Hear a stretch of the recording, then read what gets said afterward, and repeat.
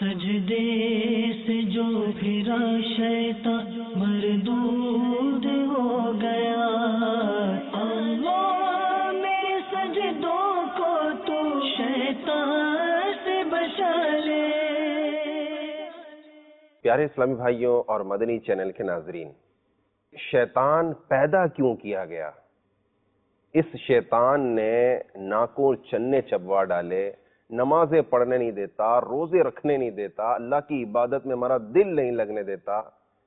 ایسا خبیث، ایسا مردود جو اللہ سے جس نے دشمنی پالی، آدم علیہ السلام کو سجدہ نہیں کیا، آخر یہ پیدا کیوں کیا گیا؟ آئیے تمہیداً بھی اور اس کے متعلق کچھ سنتے ہیں۔ یہ یاد رکھیے پیارے اسلامی بھائیوں، اللہ تعالی حکیم مطلق ہے۔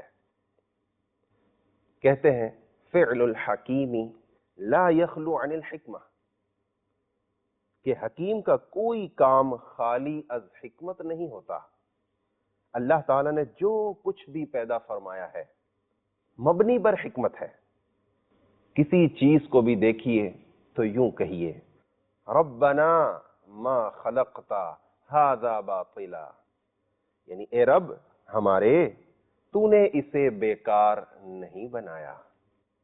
حضرت امام غزالی رحمت اللہ تعالی علیہ نے کیمیائے سعادت میں لکھا ہے کہ ایک مرتبہ حضرت موسیٰ علیہ السلام نے چھت پر چھپکلی کو دیکھا اور اللہ تعالیٰ سے پوچھا، میرے پیارے رب عز و جل، تو نے چھپکلی کو کیوں بنایا؟ اللہ تعالیٰ نے فرمایا، موسیٰ تم سے پہلے یہ چھپکلی مجھ سے پوچھ رہی تھی کہ الہی تو نے موسیٰ کو کیوں بنایا؟ میرے کلیم، میں نے جو کچھ بھی بنایا ہے حکمت سے خالی نہیں پیدا کیا۔ یہ حقیقت ہے کہ انما الاشیاء تعرف باضدادها، ہر چیز اپنی ضد سے پہچانی جاتی ہے۔ یعنی مٹھاس جبھی معلوم ہو سکتی ہے جب کڑواہٹ ہو، صحت کی قدر اسی وقت معلوم ہو سکتی ہے جبکہ بیماری بھی ہو، خوشبو کا علم اسی وقت ہو سکتا ہے جبکہ بدبو بھی ہو۔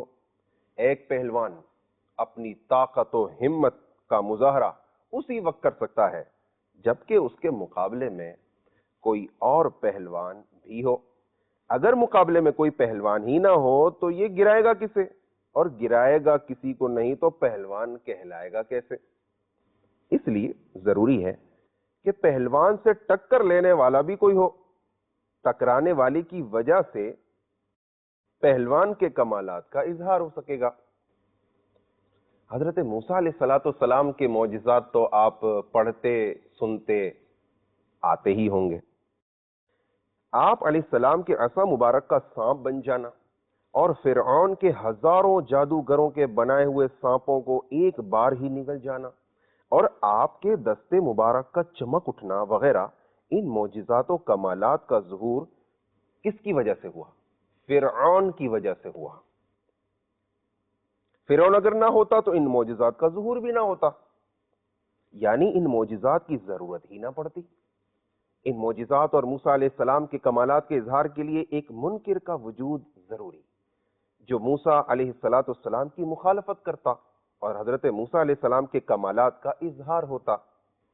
اللہ تعالیٰ نے فرعون کو پیدا فرمایا اور اس کی مخالفت کے باعث حضرت موسیٰ علیہ السلام کے معجزات و کمالات کا ظہور ہوا۔ اسی طرح ہمارے پیارے آقا مدینے والے مصطفیٰ صلی اللہ تعالی علیہ وآلہ وسلم کے اکثر معجزات کس کی وجہ سے ظاہر ہوئے؟ ابو جہل کی وجہ سے ظاہر ہوئے، کہ نبی کریم صلی اللہ تعالی علیہ وآلہ وسلم فرماتے ہیں ہر امت کا ایک فرعون ہوتا ہے اور میری امت کا فرعون ابو جہل ہے۔ چاند کا پھٹنا، کنکریوں کا کلمہ پڑھنا، درختوں اور پتھروں کا خدمت عالیہ میں حاضر ہو کر صلاۃ و سلام عرض کرنا ابو جہل کی مخالفت اور اس کے انکار کے باعث تھا۔ وہ انکار نہ کرتا تو یہ معجزات کا ظہور کس وجہ سے ہوتا؟ ابو جہل جس قدر حضور کی مخالفت کرتا اسی قدر حضور صلی اللہ تعالی علیہ وآلہ وسلم کے معجزات ظہور پذیر ہوتے۔ گویا ابو جہل جو پیدا کیا گیا تو یہ بھی عبث نہیں، بیکار نہیں، کہ فعل الحکیم لا یخلو عن الحکمہ، کہ حکیم کا فعل یہ حکمت سے خالی نہیں ہوتا. میرا رب عز و جل حکیم مطلق ہے. بلکہ حضور صلی اللہ تعالی علیہ وآلہ وسلم کے کمالات و معجزات کے ظہور کے لیے اسے پیدا کیا گیا. ایک حدیث پاک میں آتا ہے کہ جنگ احد میں حضرت ابو ذر رضی اللہ تعالیٰ عنہ کی ایک آنکھ پھوٹ گئی. وہ حضور صلی اللہ تعالیٰ علیہ وآلہ وسلم کی خدمت میں حاضر ہوئے تو حضور صلی اللہ تعالیٰ علیہ وآلہ وسلم نے ان کی آنکھ میں اپنا لعاب دہن شریف لگایا. فَجَعَلَهُ أَحْسَنَ عَيْنَيْهِ وَأَحَدَّهُمَا نَظْرًا. حجت اللہ للعالمین یہ کتاب صفحہ نمبر 424 پر لکھا ہے.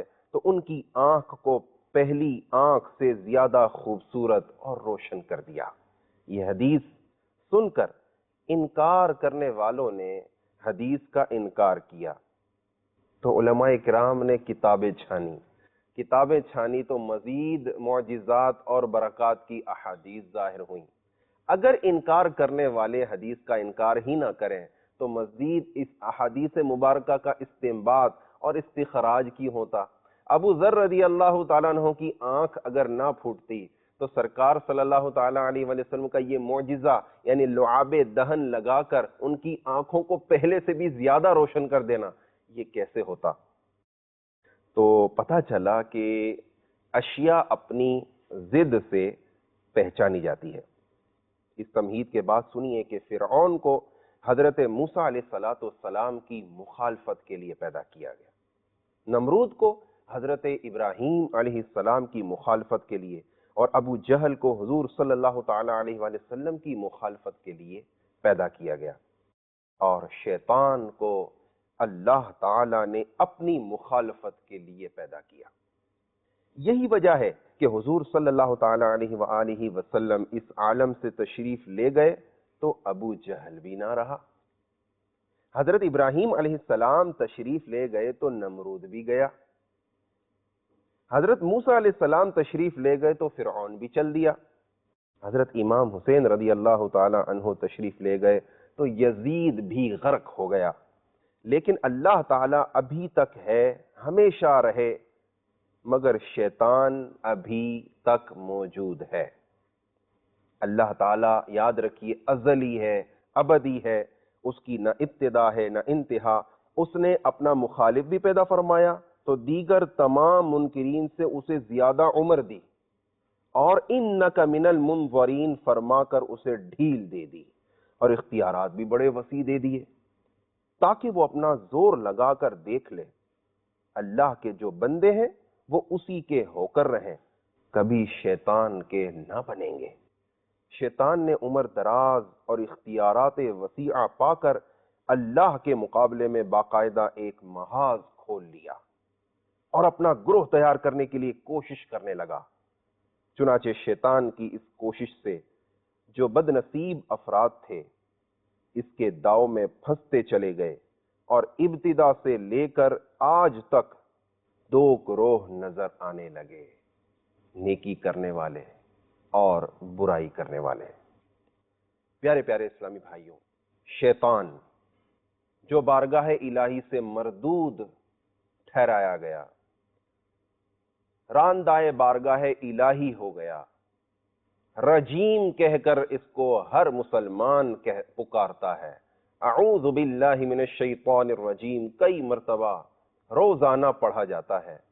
شیطان جو فرشتوں کا استاد تھا، عبادت میں اس نے انتہا کر دی تھی، مگر اسے خفیہ تدبیر کا نہیں معلوم تھا کہ اس کے ساتھ کیا ہونے والا ہے، اور جو ہوا انشاءاللہ مزید حکایات میں آپ کو بیان کیا جائے گا. صلو علی الحبیب صلی اللہ تعالی علی محمد وعلی آلہ وصحبہ وبارک وسلم. سجدے سے جو پھرا شیطان مردود ہو